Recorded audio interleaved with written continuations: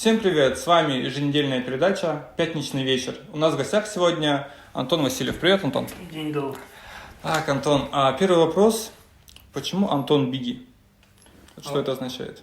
Антон Биги? Да. Биги у меня, я когда был, как и в юности, или в молодости, я был крупным мальчиком. Угу. Я был толстый, у меня биг, это большой. Сколько ты весил? Я весил там, в те времена, 70-80 тогда весил. Это сколько было тебе лет? Это мне лет было от 16 до 22.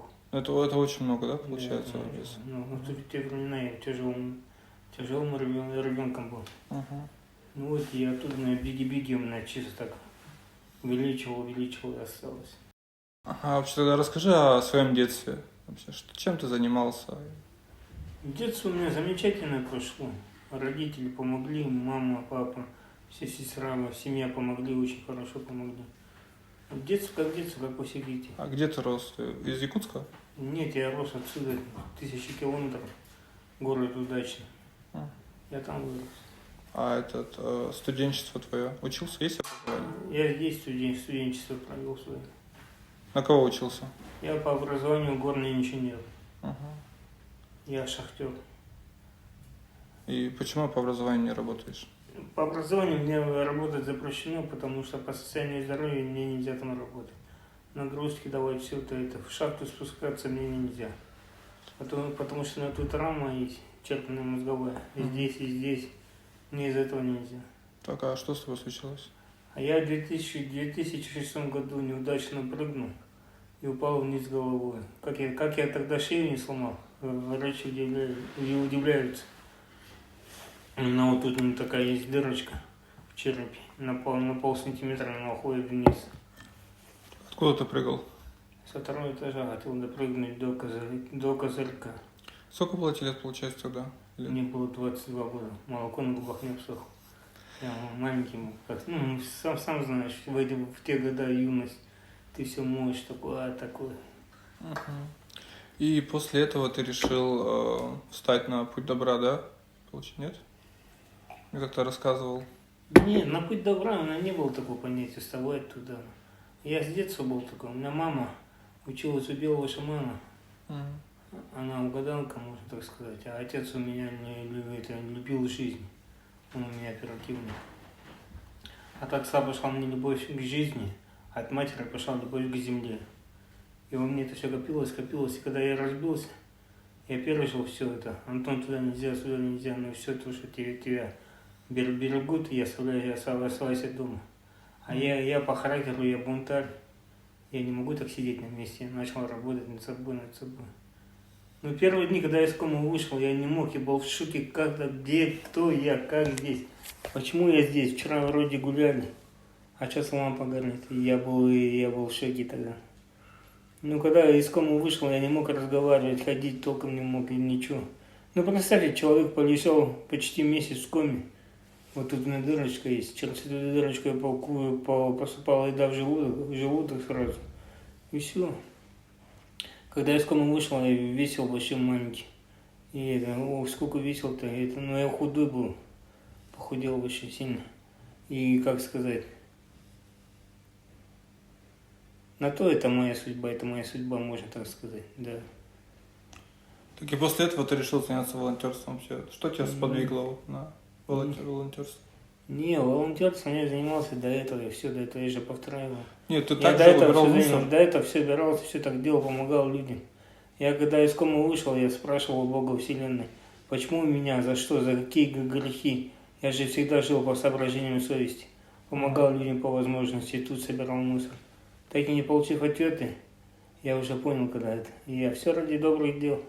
Я ответы давно получил, когда начал делать добрые дела, я получил ответы.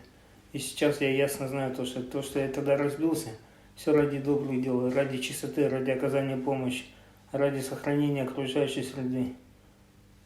Представь, если я тогда бы не разбился, я бы сейчас работал горным инженером, там у себя в Удачном, либо Мирном. Был бы ИТРом где-нибудь, там начальником. Но у судьбы свои планы. Она меня так решила сделать меня романтиком добротворцем. Так, семейное положение у тебя какое? Ты женат, дети у тебя? Холостой. Холостой. А планируешь? Есть планы? Планирую. Конечно, планирую. Есть девушка, жена? Все будет. Всё будет. Ну, пока что ты свободен, да, получается? Ага, Антон свободен. Так, а какие плюсы тебе дает твоя работа?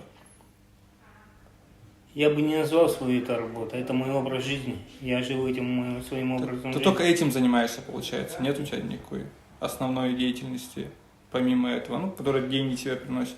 У меня халтура есть, я на халтурах зарабатываю деньги себе. Чем занимаешься? Какой халтурой? Собираем мусор. Вот мне летом предложили халтуру, собирать мусор на автобусной остановке. Я там собираю, убираю, мне в месяц платят 14,5 тысяч.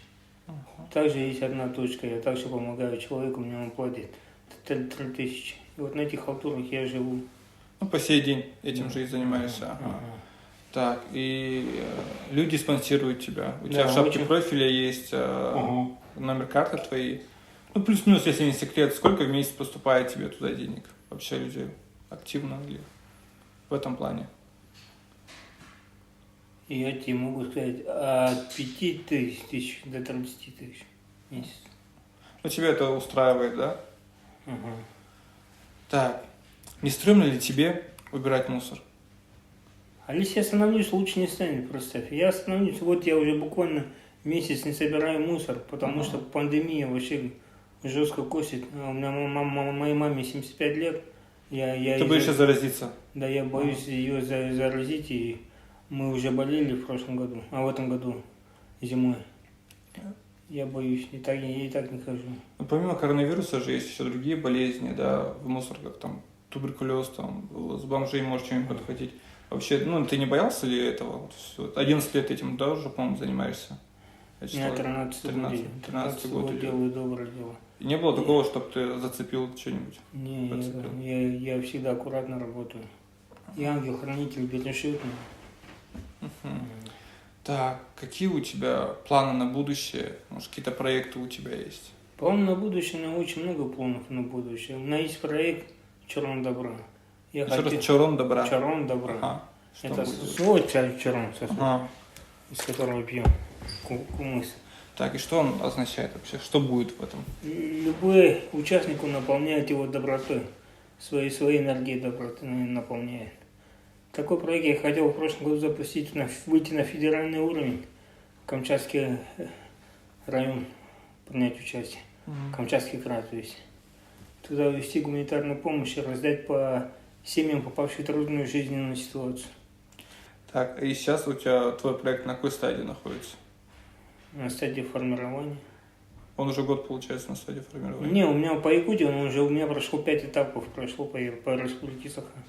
2015 года 5 этапов прошло.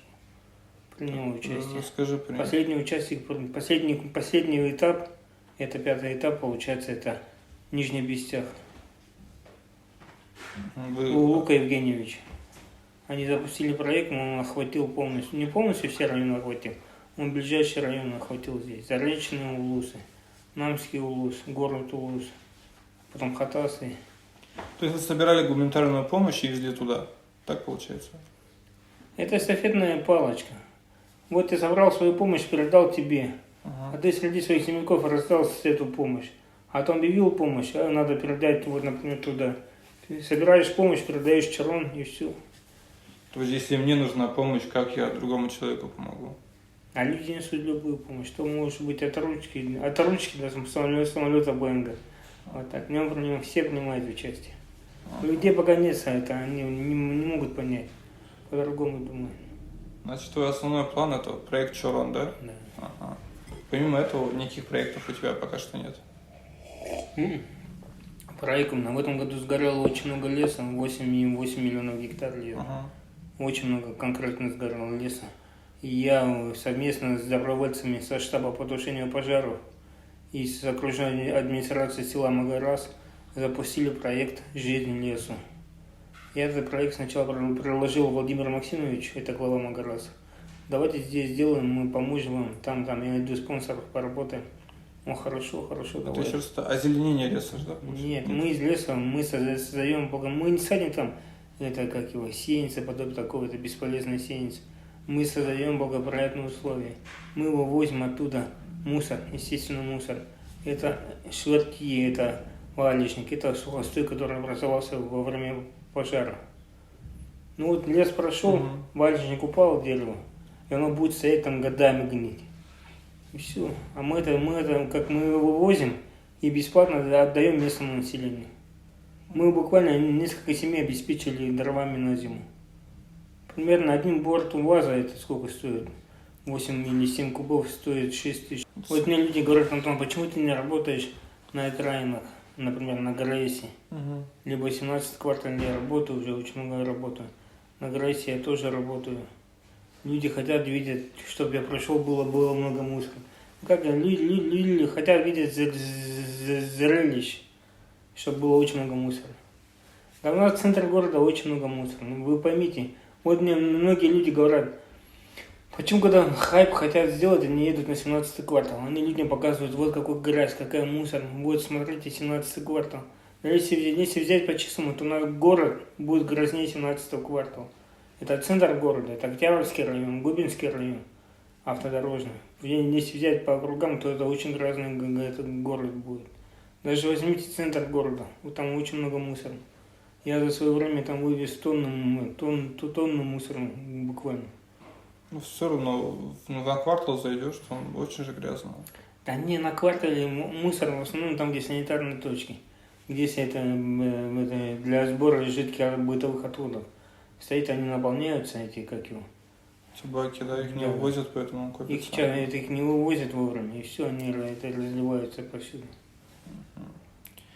Да. А 17 квартал он почище центр города будет, я могу прямо сказать. Потому что, ну возьмите вот Октябрьский район, автовокзал. Там же свалка, вы что поймите, свалка. Это самое посещаемое место, но там свалка там. А где там свалка? Возле озера, что ли? Где? Ты был возле автовокзала? Я был, ну там бомжи ходят и все. Ну вот, там они после себя, знаешь, сколько мусора оставляют? Или когда люди, есть такое понятие, мы приехали, покормили людей без определенного места жительства. Вот дали им еду, дали все это. Так эти потом люди, они не думают о будущем. То, что они вот мне предоставили, это как я одноразовую посуду. Люди пошли, поели, выбросили. А я потом за ними хожу, собираюсь. То есть ты кормишь, а за ними потом еще убираешь? Не, я не кормлю, я их не кормлю. Я вот так, когда люди предоставляют помощь людям без определенного места жительства, еду привозят, одноразовую посуду вот пайки дают им, те уходят в сторону, кушают и выкидывают эту одноразовую посуду. Я после них я схожу и собираю мусор. Ужас. Так, второй вопрос. Машина и водка. В прошлом году американцу, который убирал 10 часов мусор, ему подарили машину, он студент. А тебе за 11 лет на то время твоей работы подарили водку. Почему так? Почему в США дарят машину, да, а здесь алкоголь? А ты знаешь, в Штатах там менталитет другой, то есть не как у нас менталитет. На одноклассники живут в Штатах, они говорят, там тут очень хорошо. Тут это на улице чисто, мы не снимаем обувь ни дома, ни на улице. Очень чисто, хорошо. Я говорю, хорошо, но я эту чистоту буду делать здесь. Я когда начал в 2015 году, когда обо мне начали люди, моя первая новость был пост: я сделаю рай в городе Якутске. Я не изменил своим принципам. Я продолжаю делать это рай в городе Якутске. А сейчас люди буквально, они устали от меня, от моих добрых дел люди устали, я им надоел, они уже устали одно и то же видеть.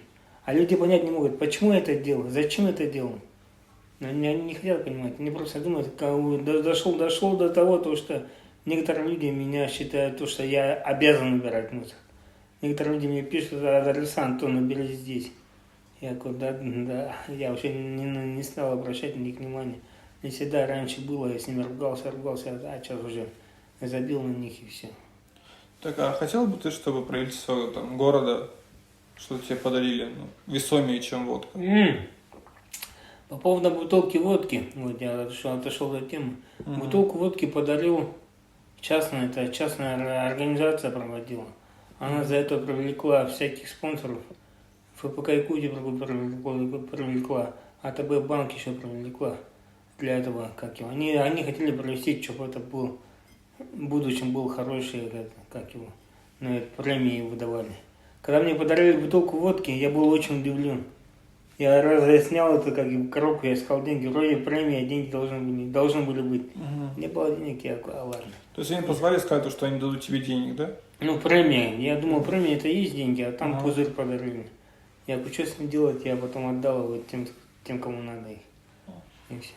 А Штаты и нас возьмите, то у нас, я повторяюсь, другой менталитет у нас. Например, тот поработал 10 дней. 10 часов. 10 часов, да. Я работаю 11 лет добрыми делами.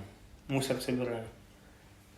То есть, если бы ты жил бы в Штатах... Не, я не в Штатах, я люблю республику. Вот почему многие люди, когда улетают с республики, они начинают всякие гадости писать про республику. Мы там плохо жили, плохо зарабатывали, все это. Все летят куда-нибудь туда, на материк. Хотя там... Нам были возможности улететь туда. Но я не хочу, я хочу здесь остаться, потому что это моя родина. Где родился, там пригодился. Да. Угу. Так, что бы ты хотел пожелать жителям Якутска? Жителям Якутска я хотел бы пожелать, чтобы они поверили в себя, ничего не боялись, чтобы они делали себя. Когда я выступаю перед школьниками, я им говорю, делайте себя, ничего не бойтесь. Вот сегодня у студентов есть такое понятие. Сначала ты работаешь на зачетку, а потом зачетка работает на тебя. То же самое, пусть они работают сначала на свою фамилию, имя, а потом эта фамилия, имя будет работать на вас. То же самое возьмите меня. Сначала я работал на свою фамилию, имя Антон Васильев. А сейчас, куда я не зайду, меня люди везде рады видеть.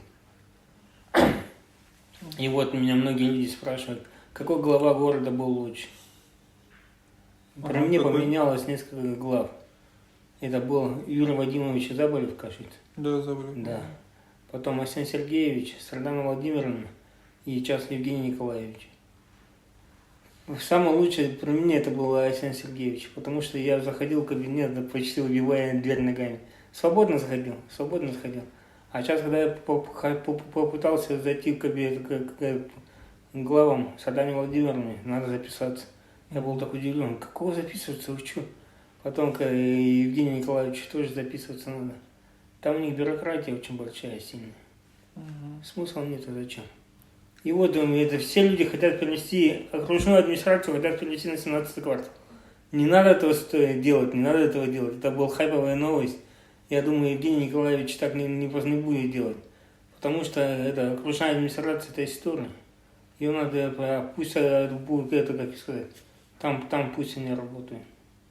А в плане своей деятельности, допустим, не мусорите и еще что-нибудь? А хоть поставь ты 1000 дворников. Пока у людей в голове не пойдет, я не хочу жить чистоте, ничего хорошего не будет. Ну, то есть, своей деятельностью ты пытаешься донести до людей, чтобы они не мусорили? Да, они уже на многих людей повлиял так. Очень многие люди, не на многих, на люди обращаются, но потом после того, как мы увидели то, что ты собираешь мусор, мы начали меняться, мы начали делать что-нибудь. Вот я делаю, собираю мусор. Думаешь, мне это нравится? По идее, мне это не нравится. По идее, я брезгливый человек. Так, дорогие наши зрители, не мусорите и следите за собой. С нами был Антон Васильев. Антон, спасибо.